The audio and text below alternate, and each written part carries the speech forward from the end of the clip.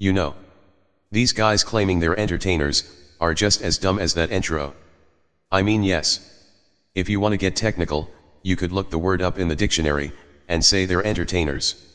You could also claim Hitler's an entertainer too, if putting Jews in concentration camps amuses you. But the truth is, when you say someone's an entertainer, this is the last thing that pops up in the average person's mind. This is the first. C10 Players was asked if we'd do a video on Haymon. So as we started checking out his fighters, we noticed the same trend going on with them. Which is them claiming they're entertainers. What the fuck is that shit about? Because we're getting tired of hearing it. Now we won't name the fighters making these claims, because these non-players find our videos, which we don't make for them, and get all emotional about their fighters. Who wouldn't know or care if they drop dead this very second? But we currently have a list of 17 fighters all claiming they're really entertainers. Now we don't know about the rest of you. But the 10 players crew doesn't want to hear that shit becoming the new line. There was a time when being a fighter was the ultimate. The champ wasn't dreaming of being an entertainer. Entertainers dreamed of being the champ, because he was what they faked being on screen. Anyone from James Cagney, to John Wayne, to Stallone could fake as many fight scenes as they wanted and say cut 1,000 times to get it right. But a fighter was the real fucking thing. See, magic is just another word for paradox. Something that somehow is, and isn't at the same time. Yet isn't a contradiction. And that was the status of a champion back when boxing was respected. Fans have always been entertained by fighters, making it the entertainment business. They were entertained by the fact that they weren't entertainers. Which made them the greatest entertainers of all. That's the paradox. People loved looking at something real. The actor rehearses lines. The singer's song is already written. The dancer's dance moves are already choreographed. But sports was another ball game with an undetermined destiny, and fighting was the ultimate sport. Blood could fly, and you could end up unconscious, damaged for life, or dead. To outrun or score more points than another opponent or team was one thing. But to beat a man's ass in front the world for real was another level. There's a reason high rollers don't bet on how the fuck Rocky 3 will end, but gamble on the outcome of the fights. Because it's not rehearsed, and unknown. And fans were mesmerized by men who could step in the ring and engage in real shit. See, Ali was a pissed off 12-year-old kid who got his bike stolen, and told an officer he was gonna fight the thief. For real. So Officer Joe, who trained guys, told him he better learn to fight, and started training him. He didn't say, "You better go to acting, singing and dance class then." Ali is one of our favorites, so we obviously have no problem with fighters who are entertaining outside the ring. That's cool. As long as he's being real and that's really who he is. But all these poor impersonations of Muhammad Ali, who fought the best, unlike these guys, are getting annoying. And we'll be the first to admit that a big mouth talking shit can draw a crowd who want to see the outcome. But in the end it's about the ring. And if you get a part in a movie, or do an album, which no one's buying, you're only doing it because of what you've done in the ring. Then there's Broner. You can't put a camera on this guy for 1 second without seeing him pop locking, bopping his head or fucking break dancing. Or hearing. Always fly, always flashy. Who the fuck are you for real, Broner? We'd like to know. When people want to know that, then you know you've got real fans.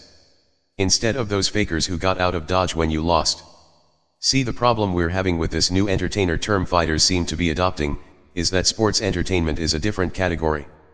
And when you claim you're the best in the world, without fighting the best, then you're trying to change the sports entertainment business into the acting business. Which brings us to Haymon. Who's said to manage, advise, and promote fighters.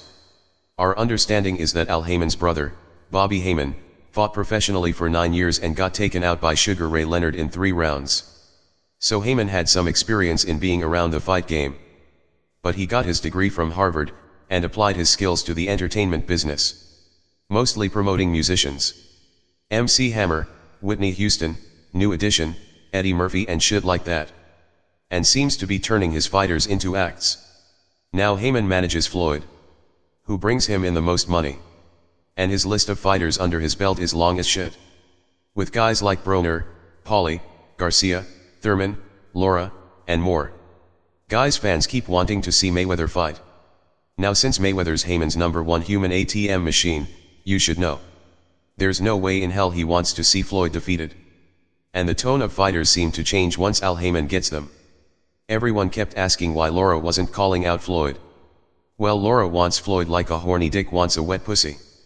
But he's with Haymon, and from our observances, Haymon seems to be like Splinter.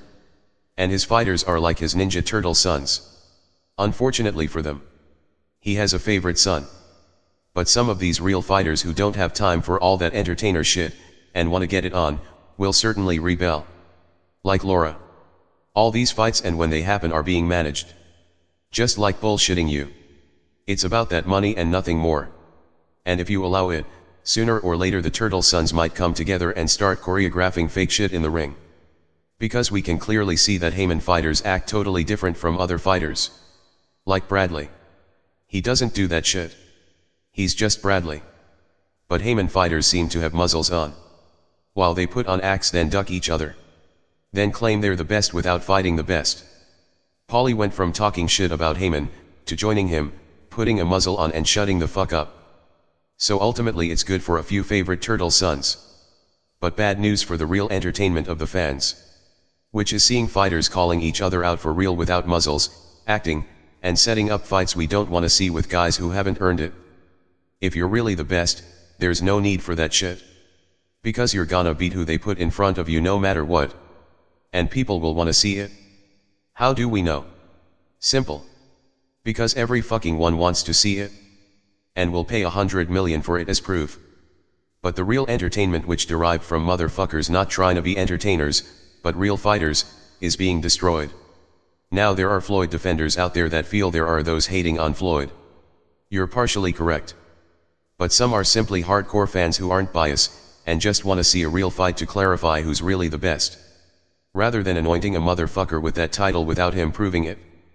Floyd's still our boy, and we can't claim he isn't the best. But we also can't claim he is. So for those defending Floyd for not fighting certain guys, we pose a question for you. If Floyd says fuck that, I'm gonna kick Pac's fucking ass, and shut the public the fuck up. I'm the best and I'm gonna prove it. Like Ali did with Frazier. Our question to you is this. Will you watch it? If you will, then that means you really want to see the shit too. And if he wins, you know damn well you're gonna brag about it.